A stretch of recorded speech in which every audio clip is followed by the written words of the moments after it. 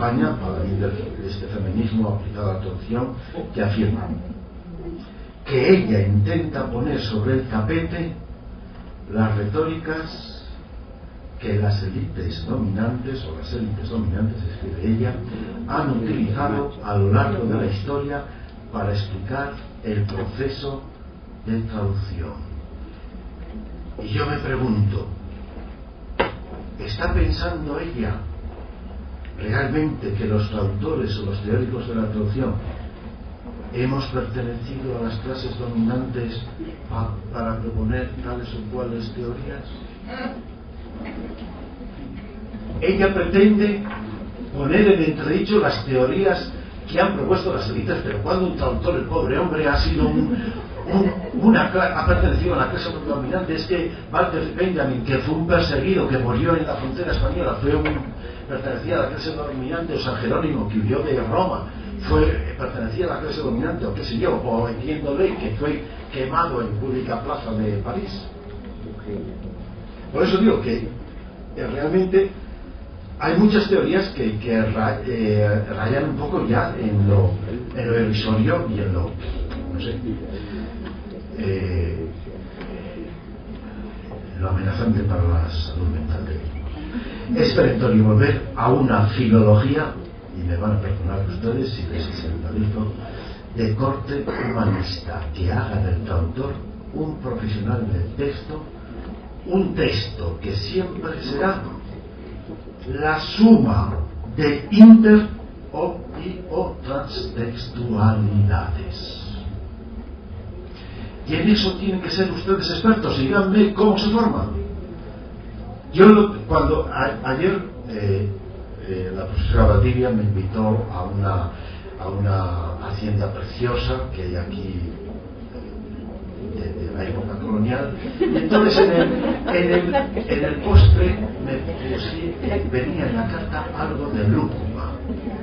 Yo lo asocié, intertextualidad actuó inmediatamente, que yo lo he leído en algunas ocasiones en César Vallejo. Lo probé, porque si no, para mí sería totalmente ajeno. ¿Cómo lo integro en mi sistema de intertextualidad o de intertextualidades? Gracias a conocerlo, yo ahora por lo menos ya tengo la apreciación del saber, del sabor. Y a medida de eso, pues ya voy sabiendo que es la lúcuma. Claro, cuando César Vallejo dice la lúcuma puber, ya me quedo ahí un poco más, pero lo seguiré averiguando. Por eso digo que esto que a mí me sucede intralingüísticamente, fíjense ustedes a un traductor lo que puede suceder. ¿Cómo integrar toda la intertextualidad que contiene un texto en el sistema de destino? Es casi imposible, pero hay que intentarlo, y a eso estamos llamados estamos llamados a formarnos para ello. Bien, cuando Cicerón estaba diciendo que es perentorio volver a una filología de corte humanista, cuando Cicerón proponía la supeditación de la traducción, como hemos visto antes en el texto aquel, traduje de los autores áticos, etcétera, etcétera, pues proponía la traducción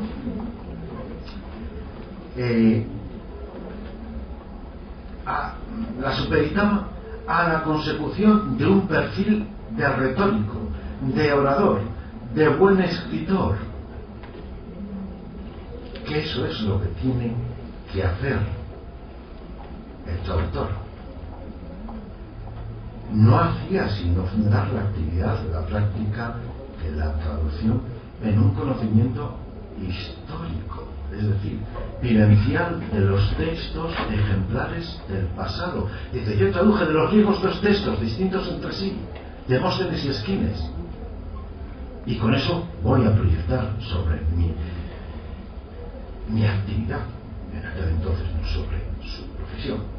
Y cuando Plinio más tarde proponía aquella magnífica definición paradigmática del orador como vir bonus dicendi peritus, que significa el buen hombre experto en decir no hacía sino afirmar una transversalidad antelítera en la que lo fundamental era la consecución de un perfil moral junto a la pericia profesional en el decir, es decir, en lo que hoy llamaríamos texto, dicendi peritus, experto en textos.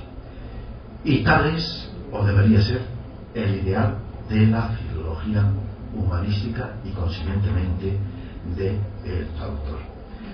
Desde entonces la traducción se ha basado, desde que Plinio formuló esto, la traducción se ha basado en los progresos, en los trabajos de lexicografía, en los estudios y manuales de morfosintaxis, de historia, de crítica literaria, de reflexión tautológica, bien fuera en forma de discusiones estilísticas, como la célebre querella de los antiguos y modernos, del siglo XVII francés, bien en forma de tratados monográficos, como la gramática de Nebrija o el tratado acerca de las diferentes maneras de traducir de Schleiermacher.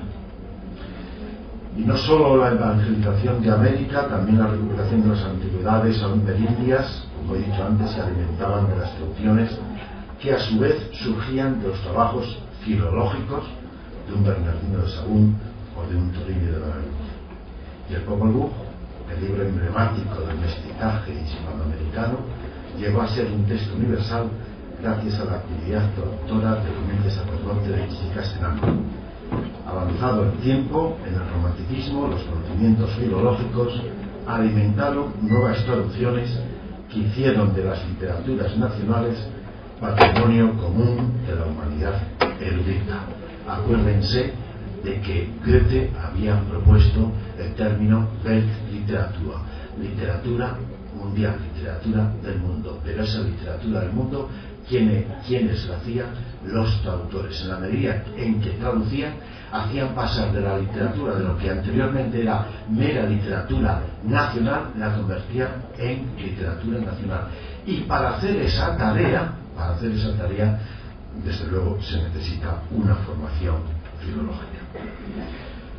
Yo les he presentado una problemática y personalmente he pretendido animarles a recuperar espacios culturales para que sobre la base de la preparación técnica que ustedes reciben se proyecten sobre el apasionante mundo de la cultura humanística, más allá de teorías, más allá de instrumentos, más allá de competencias, también con un componente de conocimientos sólidos y por encima también de las necesidades de supervivencia económica y social. Ustedes están llamados a ser lo que pretenden ser, pero mucho más.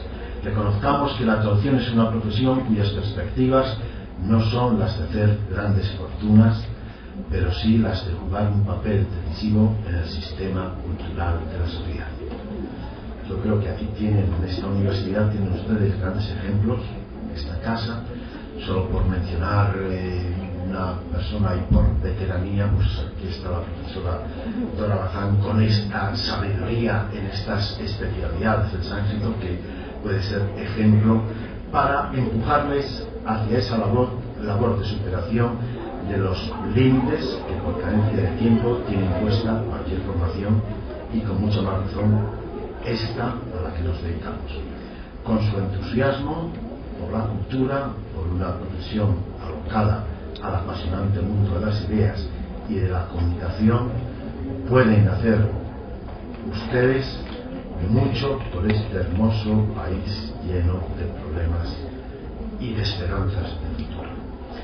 Hace ya unas décadas que se han sancionado los estudios de la traducción como disciplinas académicas. De esta manera, la traducción ha pasado de ser una actividad casi pirata, con un aprendizaje intuitivo, a ser una actividad no solo perfectamente reglada, sino también tecnificada y casi mecánica. En los 20 años que llevamos, de la teoría y práctica de la traducción de García Yebra, o del Comment faut-il traduire de Carrie, a la abundosa y excesiva bibliografía que hoy en día abarrotan los catálogos de editoriales universitarias, el corpus de doctrina y los modos de ejercer la actividad se han complicado enormemente. Nacidos del fecundo tronco de la filología, los estudios de la traducción solo conservan de aquel impulso humanista que durante años mantuvieron, que los hacían militar en las facultades de filosofía y letras, una más o menos estrecha vinculación con la lingüística aplicada.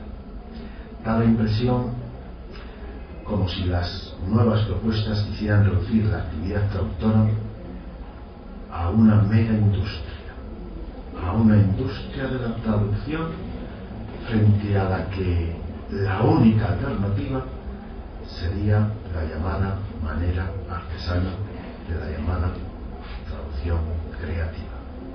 Pues bien, sobre la base de terminologías, documentaciones, memorias de traducción, corpus de texto de todo tema y un metalenguaje complicadísimo, se nos promete un futuro de la disciplina marcado por una perfección que evoca aquel cuadro que diseñara Haskell. La traducción, tradicionalmente escrita como una suma de habilidades reflejas y de actos de reflexión, se ha convertido en una técnica en la que la industria, la técnica del organigrama cuentan por encima de todo. La historia de la disciplina y de la humanidad, la lectura de las literaturas propia y ajena, de la que surge la percepción del espíritu de las lenguas y del funcionamiento del lenguaje, la formación enciclopédica, verdadera cartilla de ahorros del traductor, se ven arrinconados en aras de cierta colectivización y mecanización de los procesos que posibilitan las nuevas técnicas. Y yo me pregunto, las nuevas técnicas y las nuevas teorías, ¿realmente es solo todo lo que reluce? ¿Ogaño se traduce mejor que antaño, como decía Quijote allá en los nidos de antaño no hay pájaros ogaño? Yo creo que nuestros planes de estudio deberían de ir más allá de la inducción de esas competencias que pretenden didáctica. El llamado pasado imperfecto podríamos recuperar modos y reflexiones que nos sirvieran para el presente y que hicieran de la traducción tanto un arte como un oficio. Los términos al uso de la disciplina tienen la suficiente universidad y precisión como para que sigan circulando como patentes de curso.